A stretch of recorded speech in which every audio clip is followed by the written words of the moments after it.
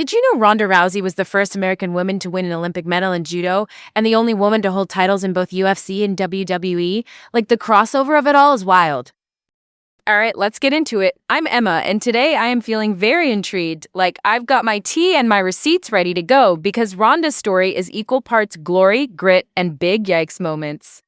So, let's talk. Ronda Jean Rousey, American actress, semi-retired professional wrestler, former judoka, retired mixed martial artist. She went from an Olympic judo bronze in the late 2000s to smashing people with arm bars and Strikeforce in the UFC, then headlining WWE shows and grabbing championships there too. She's a rare kismet moment where combat sports and sports entertainment fully collided, and she made both look honestly kind of easy. Let me set the scene with a personal story. I took one judo class once, because I wanted to feel that Rousey energy. We drilled basic grips and brick falls, very cute. Then the coach goes, "Who wants to try a submission?" My hand shot up because, obviously, main character energy.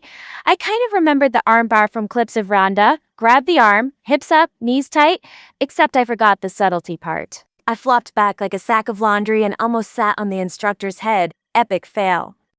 It was fine, thank God, but the lesson was loud and clear. Grappling looks simple. It isn't. You have to chain moves, adjust your ankles, commit, and when you mess up, you reset and try again. That humiliation turned into motivation because that's Ronda's thing at scale. She took setbacks and turned them into blueprint-level comebacks.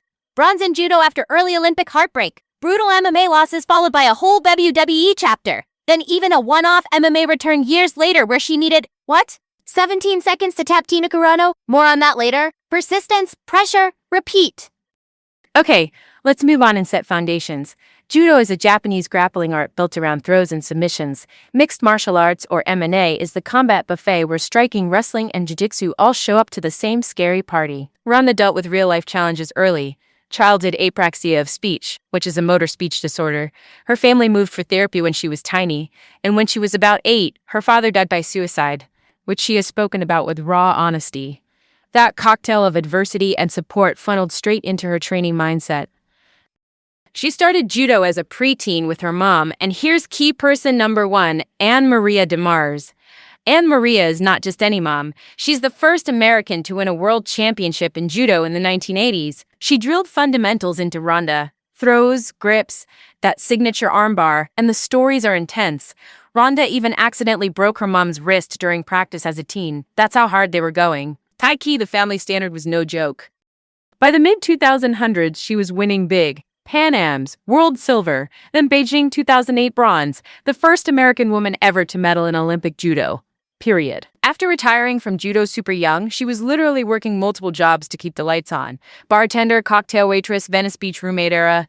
Then she tried amateur MMA and immediately became the armbar Grim Reaper. Her amateur fights lasted under 2 minutes in total, and that is a stat I will be obnoxiously quoting forever.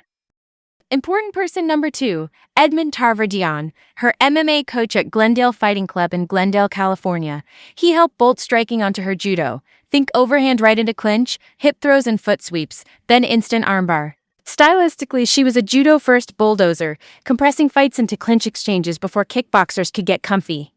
That's why the early results look like speed runs. Kat Zingano under 20 seconds, Alexis Davis 1 punch, 16 seconds, Sarah Kaufman blink and it's done. The armbar parade was not polite. Elbows got dislocated. It was like vintage rowdy. Gatekeepers. Dana White, who runs the UFC, had famously said women wouldn't fight in the UFC. Then Ronda happened. Strikeforce titles, media heat, all access on Showtime, and by 2012 she became the UFC's first female signee and the inaugural bantamweight champion. In 2013, she headlined UFC 157 with Liz Carmouche. Carmouche almost cranked a face-lock finish in round 1. Ronda escaped and won by armbar late. It was the first women's fight in the UFC, and it sold. That is market-shifting energy.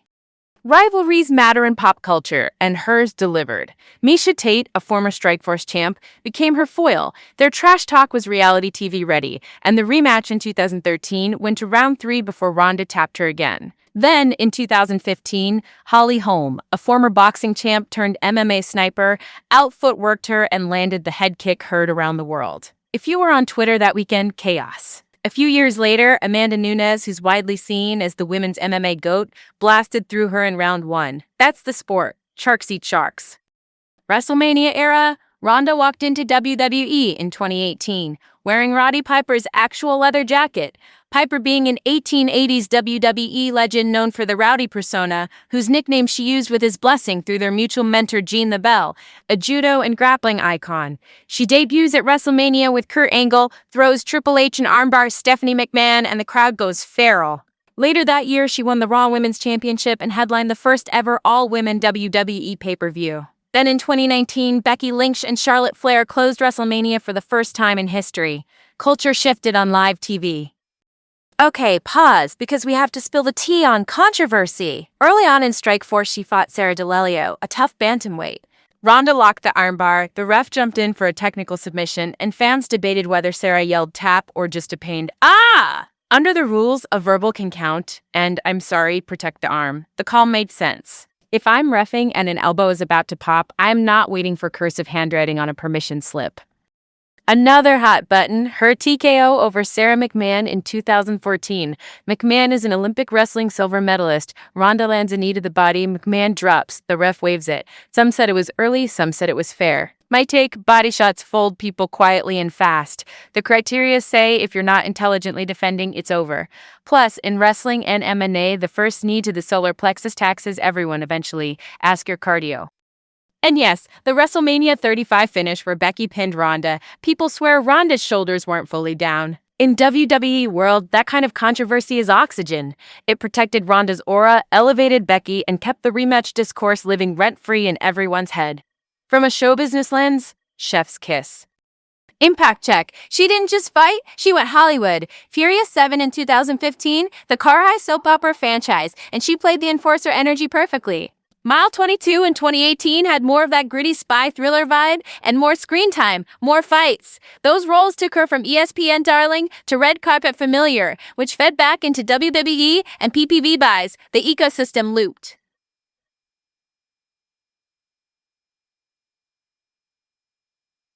Also, she was voted Best Female Athlete of All Time in a 2015 ESPN fan poll. You can argue methodology, but as a pulse check on mainstream fame, it's loud. And the money aura was crazy. By mid-1915, her first 6 UFC bouts totaled about 1,077 seconds of cage time and earned roughly $1.08 million in prize money, which is over $1,000 per second. Efficiency queen. Then, years later in 2026, in a one-off MMA return under Most Valuable Promotions, she faced Gina Carano, one of the original women's MMA stars turned actress, and tapped her in 17 seconds with an armbar, then said, "I'm done. Family time." If you're going to close a loop, that is a poetic period at the end of the sentence. We also cannot ignore the human stuff. After the home loss, she later spoke about suicidal thoughts. That candor was uncomfortable and necessary. It forced sports media and fans to confront how we crown people as invincible and then punish them for being human. For me, that's part of why her WWE run mattered. It reframed her as a performer and a pioneer rather than just a fighter redefined by one bad night. Oh, and Shayna Baszler, who is another MMA vet turned WWE star, unified the WWE and NXT women's tag titles in 2023. Earlier that year, Ronda became a women's Triple Crown champion in WWE, which means singles gold plus tag gold. That's receipts for range. Later, she stepped away and criticized the system, especially around health and concussions. And honestly, I respect the boundary setting. If I were Ronda stepping into the octagon that first UFC night, I'd be equal parts terrified and thrilled. Like, I know every camera's on me, and I also know that if I get... It's in the power of the clear faces we said don't like that. Okay, we covered a lot. Movies, milestones, messy debates, and the undeniable glow-up from Olympic kid to dual sport headliner. Whether you stand or you side-eye, Ronda changed how women sell fights and shows. That's the legacy, not just the arm bars, but the doors they opened. Next time, a little tease, we're talking another crossover chaos merchant, Brock Lesnar, the NCAA wrestling monster who became both a UFC heavyweight champ and a WWE megastar. Big muscles, bigger ratings, even bigger drama. So, that's the tea, folks. Until next time, keep slaying those challenges, and if you try an armbar in class, maybe don't sit on your coach's face. Yas, queen!